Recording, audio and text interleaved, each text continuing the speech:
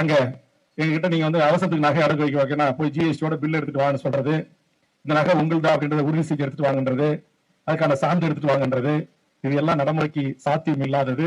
ஆக இது கண்டிப்பாக திரும்ப பெற வேண்டிய ஒரு நிபந்தனை அறிவிப்பு.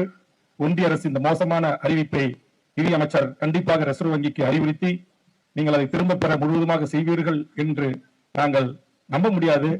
ஆனா நீங்க ஒரு அறிவிப்பு கொடுத்திருக்கிறீங்க, அதற்கு 4 மாத கால அவகாசம் கேட்டிருக்கிறீங்க. அப்படி கொடுப்போம்.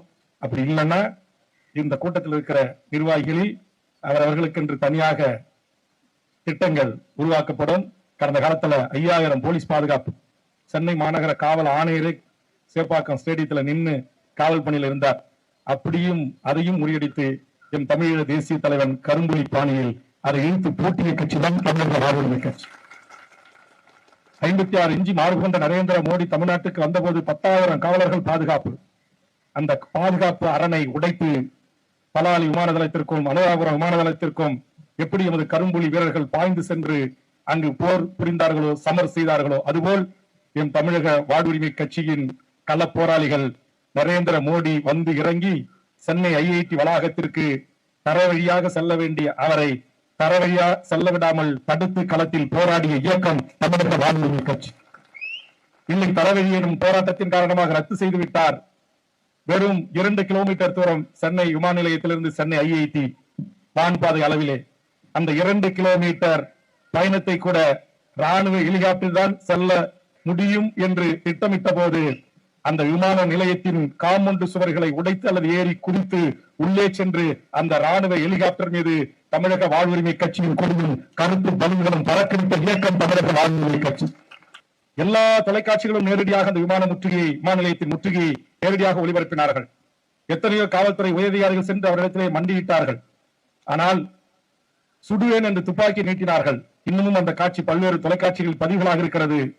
அங்கு போராட்டத்தில் கலந்து கொண்ட தம்பி முருகானந்தத்தில் தொடங்கிய அத்தனை தம்பிகளும் மார்பை காட்டி சுடுங்கள் என்று மார்பை காட்டிய மாணவர்கள் இருக்கிற இயக்கம் இந்த இயக்கம். சுமார் ஒரு 80 கிலோமீட்டர் வேகத்தில் ராமேஸ்வரம் எக்ஸ்பிரஸ் வருகிறது. அதற்கு எதிராக வெறும் விரல் விட்டு எண்ணக்கூடிய அருமை தம்பிமார்களோடு அந்த ராமேஸ்வரம் எக்ஸ்பிரஸை அந்த பாம்பன் அந்த உயர்மட்ட பாலத்தின் நடுவில் இறங்கி கடலில் குதித்து நீந்தி சென்று அதிலே ஏறி அந்த வண்டியை நிறுத்தி போராட்டத்தை செய்தவர்கள் நமது உறவுகள். தமிழ்நாட்டில் இருக்கிற நூற்றுக்கணக்கான மிக உயர்ந்த டவர்களிலே ஏறி போராட்டங்களை நடத்தி தமிழ்நாடு அரசு ஒன்றிய அரசின் கவனத்தை ஈர்த்து மக்களின் பிரச்சனைகளுக்கு தீர்வு கண்ட இயக்கம் தமிழக வாழ்வுரிமை கட்சி. அது எங்களை பொறுத்தவரையில் நாங்கள் எதை திட்டமிடுகிறோமோ, எதை செய்ய வேண்டும் என்று நினைக்கிறோமோ அதை மிக சரியாக செய்யக்கூடிய ஆற்றல் மரபர்கள் எண்ணிக்கையில் குறைவாக இருக்கலாம். எண்ணத்தில் இருக்கக்கூடிய நிபந்தனைகளும் நாங்கள் மேலானவர்கள், எமது தொண்டர்கள், எமது தோழர்கள், எமது தளபதிகள். ஆக அந்த உணர்வை பெற்றிருக்கிற தமிழக வாழ்வுரிமை கட்சி இது ஒரு போராட்டமாக, ஒரு எதிர்ப்பு ஜனநாயக ரீதியாக பதிவு செய்ய வேண்டும் என்ற எண்ணத்தின் அடிப்படையிலே நாங்கள் நடத்தியிருக்கிறோம். எங்கள் உணர்வுகளை இந்த நாட்டைச் சேர்ந்த நிர்மலா சீதாராமன் அவர்கள் புரிந்து கொண்டு முற்றுமுதலுமாக இந்த அறிவிப்பினை திரும்ப பெற்று இதை ரத்து செய்து பழைய நிலையை தொடர்வதற்கு வாய்ப்பை உருவாக்கி தர வேண்டும். இல்லை என்று சொன்னால் தமிழக வாழ்வுரிமை கட்சியில் எந்தவித எதிர்பார்ப்பும் இல்லாமல் எங்களை எம்எல்ஏ ஆக்கு, எம்பி ஆக்கு, சீட்டு கொடு, கவுன்சிலர் ஆக்கு, தலைவர் ஆக்கு, பதவி கொடு என்று கேட்காமல் ஒரு படை இருக்கிறது. அந்த படை முன்னறிவிப்பின்றி இழுத்து பூட்டி போடும். இது வெறும் வாய்ச்சொல் அல்ல, செயலில் காட்டுவோம். 4 ஆண்டு காலம் 4 மாதம் கழித்து நீங்கள் வெளியிடுகின்ற இதை ரத்து செய்கின்ற ஆணை பழைய நிலையை தொடர வேண்டும்.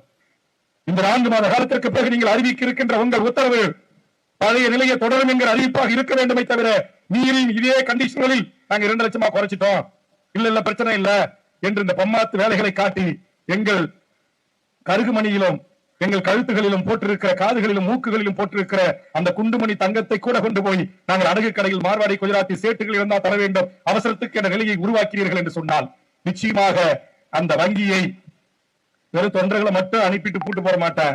நானே ஒரு நாள் நேரடியாக வந்து கூட்டுவோம். ஆர்ப்பாட்டம் கேட்டாதான் இங்க கொடுத்து ஒதுக்கிட்டு 10 போலீஸை போட்டு பாக்குறீங்க. முற்றுகைன்னு கேட்டாதான் நாங்க அனுமதி இல்லைன்றீங்க.